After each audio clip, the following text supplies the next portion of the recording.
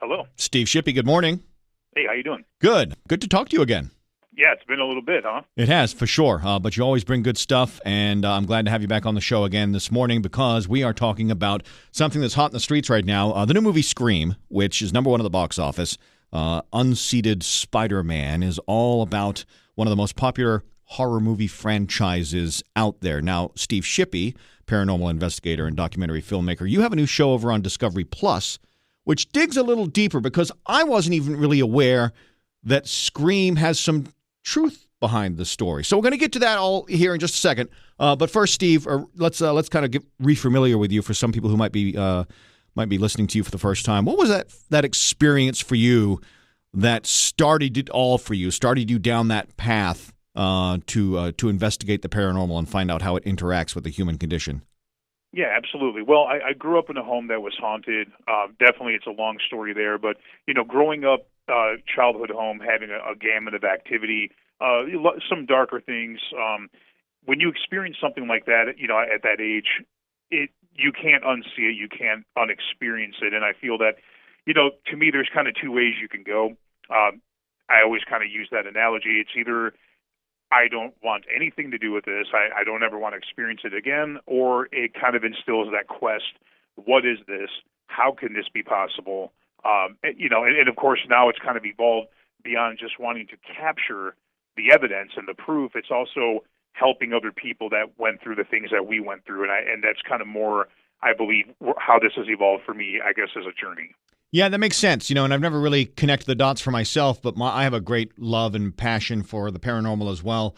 And for me, one of my very early experiences involved seeing my first, shadow figure in West Virginia on a sun porch in the middle of the night, and it just scared the snot out of me. But it left me, like you say, it left me curious, wondering, well, what is this and where does it go? Yeah. You once you experience something like that, you can't unsee it, you can't unexperience it, and you become hyper aware at that point, and because people kind of say sometimes that why is it that some people see things that others don't? Well, I think there's a lot of reasons to that, but I think one in particular is the fact that once you do experience it, you're aware of the possibility when you go to different places that it in fact could be there. Therefore, you are paying more attention to your environment. Yeah, you become, I guess, one of the popular words people like to use. You become sensitive to it, and we'll talk more about more about sensitivity when we talk about, I guess, your co-host on this particular episode, Cindy Kaza, who has a great story too. But the Scream franchise, the movie, has some real life truth to it that it's based on. Tell me more about the history behind the Scream killer.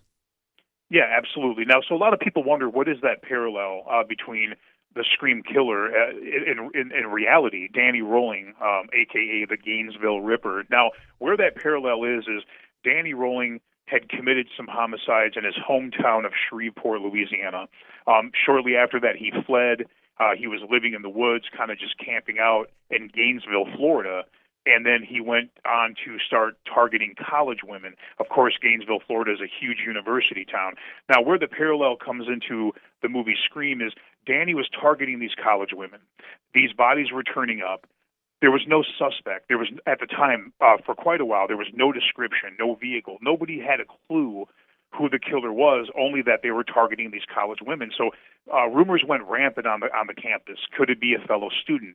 Could it be a professor? Some people even, there was rumors there was a pizza delivery person. So everyone's looking over their shoulder.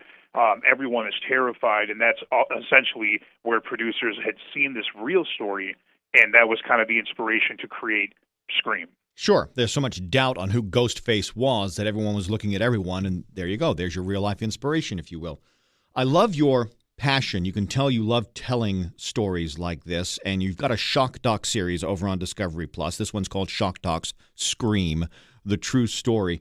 It involves demonic possession. Now, how does one go about proving demonic possession, or at the very least creating doubt that it's possible? Well, there's a lot of different things. You look for telltale signs.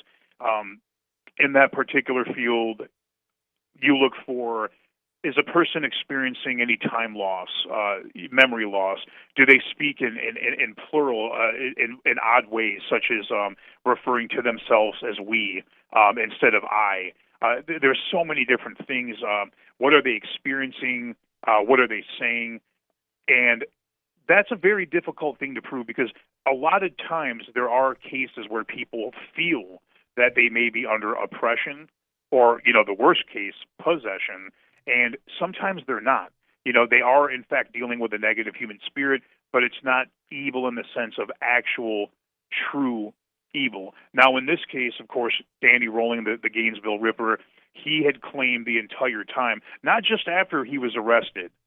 He was saying this much before that. In fact, when he was hiding out in the woods of Gainesville by day in his tent there before going out at night and committing these heinous crimes, he was recording several cassettes, a diary, if you will. And he would just rant and go on and on about demonic possession and this spirit named Gemini that was coming to him, and that when he would come to him, he would take him over.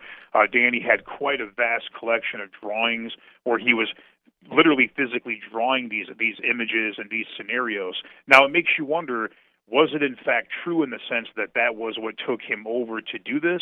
But at the same time, you have to wonder if him believing this was happening and murdering in the name of evil could in fact itself conjure the actual evil. Sure. You believe it to be true, and therefore it is in that case. So you got some help on this case, and I love Cindy Kaza because I love some of the drawing that she does. Explain more about what she does and how she helped. Yeah, absolutely. So Cindy Kaza, a world-renowned psychic medium, tremendous individual, awesome investigator, and a great person. Now, she, to me, is such an asset, to these cases when we're investigating, because, of course, she has the ability and that gift and sight that, well, my gear doesn't have. I can do all the interviews in the world, I can collect all the data, information, and use all my equipment, and surely that plays a huge part of it. But she's able to bring something to the table that, well, not many people in this world can. She can let you know through remote viewing, through so many different processes, what is happening, and give you that extra insight to what has happened, what is currently happening, who might be around, and what their reason for being in this home or location is. Yeah, automatic writing is really something fascinating to watch. I encourage you to watch Shock Doc's Scream, The True Story. It's on Discovery Plus now, which you can get for short money, and it's got so many great bits of content in there. I want to talk, as we got a couple more minutes left, I meant to ask you this question last time we spoke, and we ran out of time, but this is a serious question now, and I want your take on it. So knowing what you know, I want you to diagnose this dream I keep on having. I've been having this dream for decades. So it's me in a big Victorian house. It's always the upstairs room where this heavy, foreboding, evil presence is, and it's a vivid and scary thing that actually wakes me up, and sometimes I find myself like yelling to try and command whatever this presence is out of the house. Now, is this just a dream, or could it be something more?